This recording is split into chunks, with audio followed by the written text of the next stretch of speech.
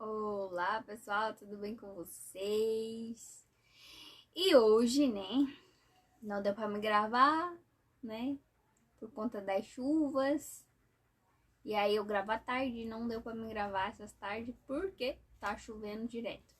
Então, hoje eu vou gravar 2 vídeos, né, o de segunda passada e o dessa segunda. E é, e aí eu volto ao normal. Então hoje a gente vai falar sobre a suave luz de Deus. Bora lá. Todo o santuário era iluminado por uma suave luz provinda do candelabro de ouro puro que ficava no lugar santo. Jesus Cristo é a luz do mundo.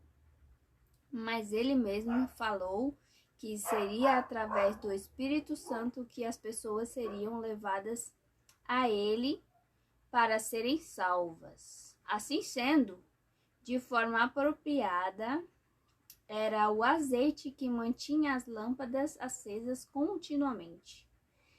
E é trabalho do Divino Espírito manter a graça de Cristo sempre presente para o cristão, iluminando seu caminho.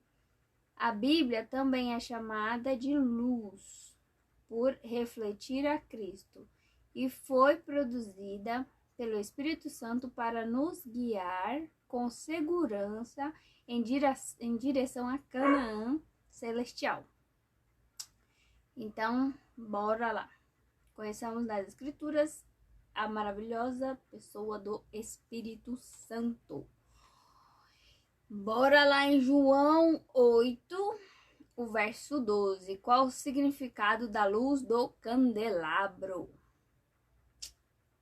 Então tá lá escrito: eu sou a luz do mundo. Quem me segue não andará nas trevas. Jesus é a luz do mundo. Ele é encontrado nas páginas sagradas que iluminam o cristão. Tá em Salmo 119, o verso 105. E João 14, o verso 16, e João 15, o verso 26, quem foi enviado por Cristo para representá-lo. Então, você vai ver nesses dois, né, versículos, que é o Espírito Santo. Então, não é homem, não é pastor, não é padre, não é, sei lá, budista, não é nenhum líder religioso, é somente o Espírito que veio para ficar no lugar de Jesus Cristo. Então, no grego, existem 2 palavras para definir a palavra outro, né, que é allos e héteros. Então, a palavra allos significa outro da mesma espécie, exatamente igual. Então, igual a Deus. E héteros significa outro objeto ou pessoa, mas não precisamente igual. Então, tipo, seria um ser humano. E aí, quando você vai na Bíblia, está escrito allos, né? E não héteros, né? Que héteros é tipo o ser humano, né? E na Bíblia está escrito allos, que é igualzinho a Cristo. Tipo, é Deus, é igual a Deus. Então, somente o Espírito Santo é igual a Deus, porque ele é Deus, né? Deus Espírito. Então, mais precisamente igual, Jesus, ao referir-se ao Espírito Santo, usou a palavra grega allos, pois, desta forma, queria enfatizar que o Consolador, né, o Espírito Santo, prometido, era exatamente igual a ele, Deus. Atos 5, verso 1 até o 4, Mateus 28, verso 19, considerando que o Espírito Santo é allos, em relação a Jesus, pode-se afirmar com propriedade que o Espírito Santo é a luz, uma vez que ele veio como representante de Jesus, a verdadeira luz do mundo.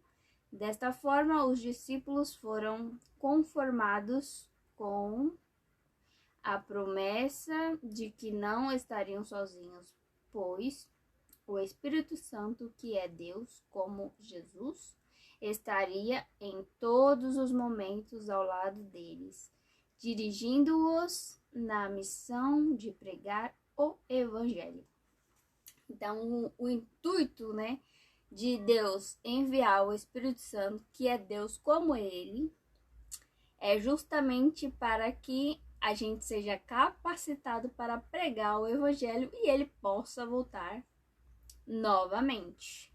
Então, aquela pessoa que quer receber o Espírito Santo, se for para qualquer outro propósito que não seja pregar o Evangelho, vai receber outro Espírito que não é o de Deus. Porque o Espírito de Deus, ele vem justamente para pregar o Evangelho, que é no Apocalipse, ele está representado pelo quarto anjo, que cobriu toda a terra de luz. Então, é o Espírito Santo, o batismo da chuva serôdia, que vai capacitar plenamente as pessoas que estão preparadas, vamos dizer assim, porque hoje não tem ninguém preparado. Então, de 20, 0 pessoa está preparado. Então, que estará preparado para receber a chuva serôdia para a última pregação do Evangelho. Então, a pessoa que pede o batismo do Espírito Santo, se ele pedir, mas não for para pregar, então não adianta nada. Então, pedir o batismo do Espírito Santo para falar em línguas ou para mostrar algum tipo de dom que não seja para a edificação da igreja, da pregação do Evangelho, para a salvação, então a pessoa vai acabar recebendo outro espírito que não é de Deus, porque a pessoa vai insistir, e aí o intuito da pessoa não é a pregação do Evangelho, então, por insistir e procurar em outros caminhos, e aí pode acabar recebendo o espírito que não é de Deus e acabar sendo possuído. Então, fica a dica. Então, se você quer receber o Espírito Santo, tenha consciência de que o Espírito Santo, ele vem para pregar o Evangelho e também para nos capacitar em amor. Mas é o amor ágape, não é o amor filos, Aquele amor fraternal. É o amor de Deus.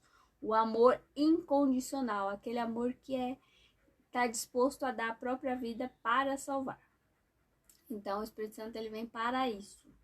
Se você quer o Espírito Santo para qualquer outra coisa que não seja isso, você vai receber outro Espírito, Porque a Bíblia ensina justamente isso, que ele vem para pregar o Evangelho e para capacitar o ser humano a amar como Deus, Vai encher o ser humano de amor. No caso, vai deixar a gente pleno no amor de Deus e completo para a pregação do Evangelho no mundo inteiro.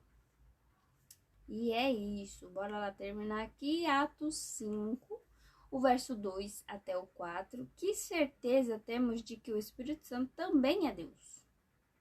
Não mentistes a homens, mas a Deus. Daqui é tudo resumido, tá, gente? Por isso que eu dou o verso, que é para você ler o verso inteiro na sua casa, para você ter uma maior compreensão do que a gente está estudando. Aqui, como o tempo é muito curto, que ninguém quer ficar aqui 1 hora, e um pouco, para aprender com o verso inteiro, Falando um verso por verso. Então, a gente resume aqui e só fala só a parte principal para que você, não fique tão cansado com tanta informação. Então, embora seja impossível para uma pessoa entender completamente a natureza do Espírito Santo, a Bíblia revela o suficiente para que possamos ter a certeza de que ele não é meramente uma força ou influência de Deus, mas uma pessoa, Deus verdadeiramente. Juntamente com o Pai e o Filho, forma a Trindade divina, né? Pai, Filho e Espírito Santo. Existem 3 fatores que caracterizam qualquer indivíduo como um ser pessoal: real e inteligente. O intelecto, a vontade e as emoções. Na palavra de Deus encontramos essas 3 características referentes ao Espírito Santo, indicando que ele é realmente pessoa. E por consequente, como é que é? Por conseguinte, tá escrito isso, gente. Eu tô enxergando mais ou menos, mas tá escrito assim. Também Deus. Ele contende, tá Gênesis 6, o verso 3. Ai, agora a visão ficou ruim. Ensina, Lucas 12:12, convence, né? Que o Espírito Santo ele vem para convencer do pecado, da justiça e do juízo. João 16, verso 8, dirige a igreja, Atos 13:2, auxilia a interceder, Romanos 8:26, inspira, segundo Pedro 1, verso 21, tem inteligência, 1 Coríntios 2:10 e 11, pode ser constritado, Isaías 63:10, fala, segundo Samuel 23:2, separa e envia, em Atos 3, o verso 2. Agora vamos para Atos 2, o verso 1 até o 4. Qual o evento que marcou a vinda do Consolador, né? A gente vai ver que é o Pentecostes, né? Que marcou. Aí aqui, após a ascensão de Cristo, os discípulos se reuniram no cenáculo e perseveraram unânimes em oração e contrição de alma, esperando o cumprimento da promessa, Atos 1, verso 12 até o 14. Assim que receberam o Espírito Santo, tornaram-se a luz do mundo e proclamavam com poder o Evangelho. Tá vendo aqui? Então, assim que o Espírito Santo ele veio, mas o que ele estava fazendo? Orando unânime. Todos estavam orando com o mesmo objetivo. E tinha mais um detalhe: contrição de alma. Se você está orando pedindo o Espírito Santo, mas a sua alma não está contrita, não vai dar certo, né? E outra, ele estava esperando o cumprimento da promessa. Então, ele estava crendo que isso iria acontecer. Então, eles acreditavam, né? Eles estavam acreditando que o Espírito Santo ia descer. Então, a alma estava contrita e eles estavam unânime em oração no mesmo local, né? Que mais? Evangelho, e como resultado a igreja crescia e se multiplicava cada dia. Atos 5, verso 14. Então, quando você faz isso, na denominação que você tiver, sei lá, a igreja vai crescer.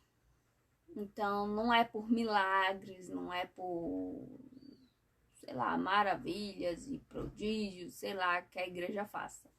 É por o quê? Oração unânime, contrição de alma e crer, né? A fé na promessa.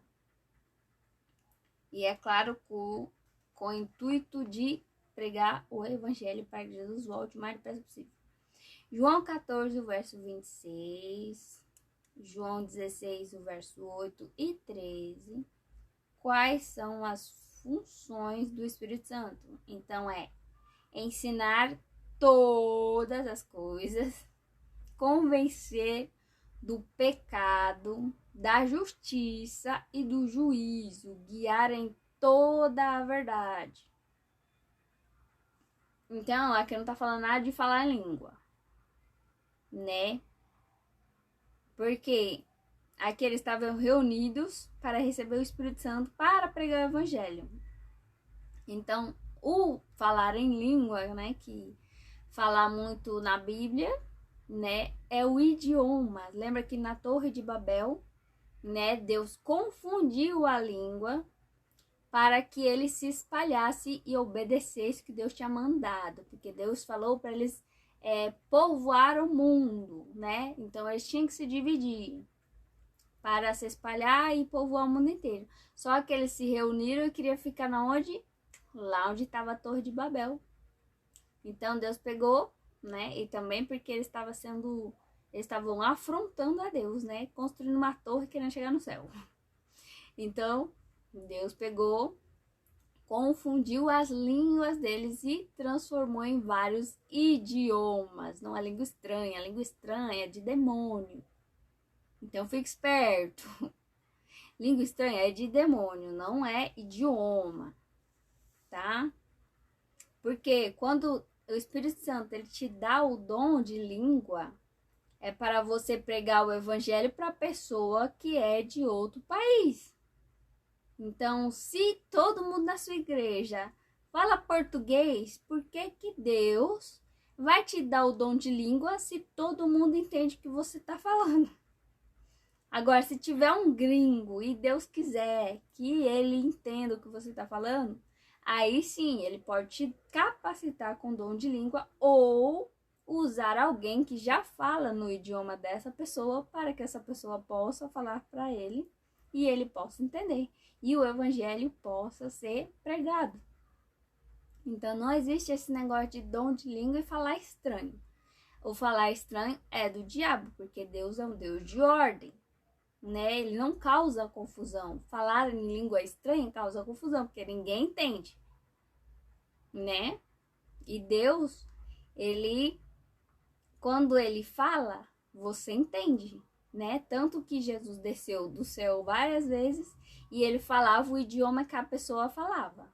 Os anjos, quando vêm falar alguma mensagem para a pessoa, ele fala no idioma que a pessoa fala.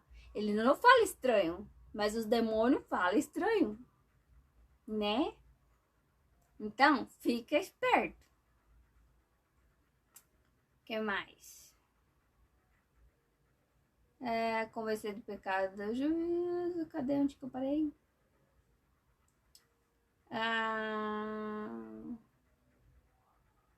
Embora sua missão seja encaminhar o pecador a Jesus, não pode forçá-lo a crer e obedecer-lhe. Então, o Espírito Santo, ele vem, faz o trabalho dele, prega o evangelho, ele vai convencer você de que o que a pessoa está falando é verdade ou não. Mas ele não vai te forçar a crer se você não quiser acreditar. Tanto que, né, os fariseus e escribas na época de Jesus ouviram da própria boca de Deus. E mesmo assim, eles não creram e crucificaram Jesus. Então, o Espírito Santo, ele te convence da verdade, né? Ele mostra toda a verdade para você, mas se você não quiser acreditar, ele não vai te forçar, né? E você fica perdido, porque, né? Se você não quer acreditar em Deus, você não tem mais o que fazer, né? que mais que se obrigasse, mesmo do modo mais sutil, o livre-arbítrio seria perdido. E Satanás acusaria a Deus de manipular a mente e o coração do homem. Então, por isso que o Espírito Santo, ele não te obriga a crer.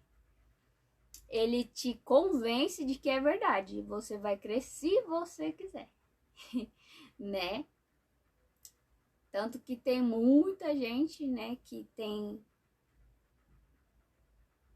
no caso, até Lúcifer, Lúcifer, né, tava com Deus o tempo todo, tipo, conheceu quase que desde o princípio toda a história, e ele resolveu que não ia mais querer, tipo, obedecer nem acreditar na palavra de Deus, e se rebelou. É a mesma coisa, gente.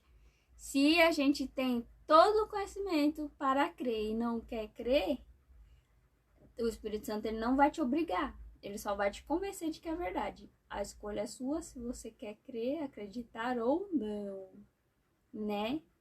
Mas a partir do momento que você não crê, sabendo de toda a verdade, você está se rebelando contra Deus, tornando-se um anjo rebelde, né? Porque para Deus você já é de Sião. Então, para Deus você já mora no céu. Então, quando você se rebela contra Deus, você se torna um deles, né? Um anjo caído.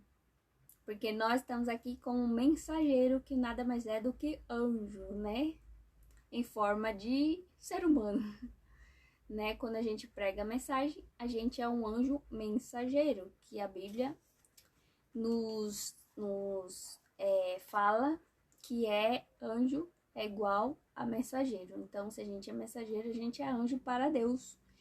E se a gente mora em Sião, se a gente se rebelar e negar a Cristo, a gente se torna um anjo caído junto com eles e tornando-se um demônio. É pesado, mas é isso aí. Atos 5, verso 32, Gálatas 5, verso 22 e 23, João 14, 15. Quais as características de alguém cheio do Espírito Santo? Então, como é que a gente sabe se alguém está cheio do Espírito Santo ou é só conversa ou está endemoniado e está falando do Espírito? Então, obediência a toda a palavra de Deus. Então, se a pessoa está cheia do Espírito Santo, ela obedece toda a palavra de Deus. Então, não é... eu guardo 7 mandamentos, mas outros não. Eu guardo só o mandamento, mas o outro não. Tipo, né? Ou então, eu sou vegetariano, mas quando eu quero, eu como carne de porco, né? Então não tá obedecendo tudo. E os frutos do Espírito podem ser vistos na vida da pessoa. Então, a pessoa vê, né, os frutos do Espírito, que é o quê? Longanimidade, no caso é amor, paz, bondade. Ai, gente, esqueci do negócio tudo. Benignidade, longanimidade. Esqueci. Mas vocês sabem aí. Então, você vê esses frutos na vida da pessoa. Não só isso, mas ela também faz, né? Obedece o que ela que aprende, faz, né? Então, tá seguindo a palavra de Deus. E o Espírito Santo dá poder ao crente para viver uma vida vitoriosa, de obediência à palavra de Deus. Então, se Deus fala vai, você vai. Se Deus fala come, você come. Se Deus fala não, você diz não. Então, é isso, obediente. E o capacita a apresentar os frutos do Espírito Santo. Concede dons aos crentes para a edificação da igreja. Então, o dom não é o que você escolhe. É o Espírito Santo que escolhe te dar para que você edifique a igreja. Então, se na sua igreja tá precisando de alguém que cante, né? Porque não tem ninguém. Se você orar pedindo, né? Tipo, pai, me ajuda, me capacita. Na igreja, tipo, não tem ninguém que cante, aqui ninguém louva, e sei lá. E aí você pede para Deus e ele te dá. Agora, se ele vê no seu coração maldade, tipo, que conforme o tempo for passando, você vai, tipo, ficar se sentindo, ou se engrandecer, sei lá, alguma coisa assim, né? Então pode ser que isso não aconteça. Mas só Deus sabe o que vai na mente, no coração do ser humano. Então ele consegue esquadrinhar você para te capacitar, porque ele já sabe o final. Então ele sabe o dom que precisa te dar para que você possa edificar a igreja sem estragar tudo, né? Porque a gente faz isso. E o que mais? Tá, a educação da igreja, que está em 1 Coríntios 13, o verso 4 até o 11, Efésios 4, do 11 até o 14, a presença do Espírito Santo na vida do cristão desenvolve amor a Cristo, produz uma vida de serviço e conformidade com os seus mandamentos. Hoje, a maioria do mundo que existe as pessoas que existem do mundo não guardam os mandamentos de Deus, guardam os mandamentos do homem, né? Então, não anda em conformidade. Se a pessoa não guarda os 10 mandamentos de Deus, isso daí já é um requisito, tipo, né, desclassificatório para uma pessoa cheia do Espírito Santo. Porque a pessoa cheia do Espírito Santo, ela vai obedecer tudo. Toda a palavra de Deus. Então, de Gênesis e Apocalipse, essa pessoa vai obedecer. Então, se a pessoa fala que é cheia do Espírito Santo, mas não obedece nem os 10 mandamentos, então essa pessoa é mentirosa. E a palavra de Deus diz isso, né? Se a pessoa não obedece os 10 mandamentos de Deus, essa pessoa é mentirosa. Atos 1, verso 8. Qual a função do batismo do Espírito Santo? Então, é tornar o crente uma testemunha. Então, por que você é batizado? Para que você seja testemunha de Jesus. Por quê? Porque foi para isso que Jesus nos chamou, para que a gente seja testemunha dele. Após o batismo, o crente torna-se ministro e faz parte do sacerdócio de todos os crentes, com o objetivo de proclamar o evangelho daquele que nos chamou das trevas para a sua maravilhosa luz. 1 Pedro 2, o verso 9. O batismo do Espírito deve ser uma experiência diária.